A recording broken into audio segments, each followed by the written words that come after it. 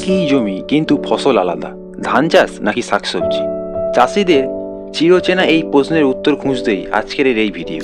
কোনটা বেশি লাভ দেবে, কোনটার ঝুঁকি কম, আর কোনটা আপনার জন্য উপযুক্ত, চলুন জেনে নিই বিস্তারিত। ধান চাষ। ধান আমাদের খাদ্যশস্য। সাধারণত আউশ, আমন ও বোরো এই 3 ধরনের ধান চাষ করা হয়। ধানের মূল সুবিধাগুলি হলো সরকারি সহায়তা ও ধান কেনার ন্যায় মূল্য পাওয়া যায়, জল ও সেচ ব্যবস্থার সুবিধা, পরিচিতি ও অভিজ্ঞতা বেশি, খাদ্য নিরাপত্তার দিক থেকেও এটা গুরুত্বপূর্ণ। তবে এর কিছু অসুবিধাও রয়েছে, যেমন উৎপাদন খরচ অত্যন্ত বেশি, লাভ অত্যন্ত কম, আবহাওয়া ও প্রাকৃতিক দুর্যোগের উপর নির্ভরশীল, একবার ফসল পেতে বেশি সময় লাগে, মিনিমাম 3 থেকে 4 মাস লাগে। শাকসবজি চাষ। অন্যদিকে শাকসবজি চাষ, এতে রয়েছে বৈচিত্র্য, দ্রুত ফসল ও বাজারে চাহিদা সবসময় থাকে। শাকসবজি চাষের সুবিধাগুলি হলো এটি খুব কম সময় হয়, সাধারণত 15 দিন থেকে 2 মাসের মধ্যেই এর ফলন পাওয়া যায়, বারবার ফসল নেওয়া যায়, বাজারে দাম তুলনামূলক ভালো, আগাম চাষে আরও ভালো দাম পাওয়া যায়, লাভের পরিমাণ অত্যন্ত বেশি। অনেক সবজিতে জৈব পদ্ধতিতে চাষ করা যায়, তবে এর কিছু অসুবিধাও রয়েছে, যেমন রোগ পোকার আক্রমণ খুব বেশি হয়, অতিরিক্ত যত্ন নিতে হয়, যেমন জল, সার, কীটনাশক প্রচুর পরিমাণে স্প্রে করতে হয়।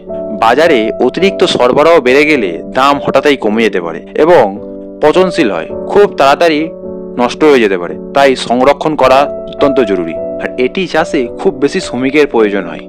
চলুন একবার চটজলদি দেখে নিই ধান চাষ বনাম সবজি চাষের তুলনা। সময়। ধান চাষের জন্য 3 থেকে 4 মাস ও শাকসবজি চাষের জন্য 15 থেকে 60 দিন সময় লাগে। ধান চাষের সময় শাকসবজি থেকে বেশি লাগে। লাভের পরিমাণ।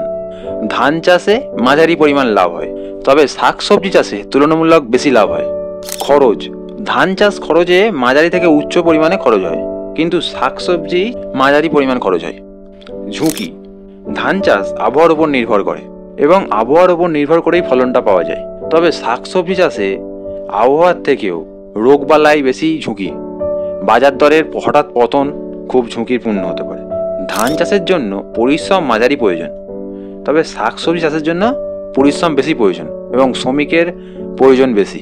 বাজার চাহিদা ধান চাষের জন্য সাধারণত সারা বছরই স্থির থাকে, কিন্তু শাকসবজির জন্য সারাক্ষণই ওঠানামা করে।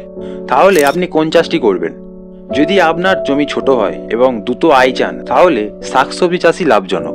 আর যদি আপনি স্থিরভাবে ধান চাষে অভ্যস্ত থাকেন এবং বেশি ঝুঁকি নিতে না চান, তাহলে ধান চাষই ভালো।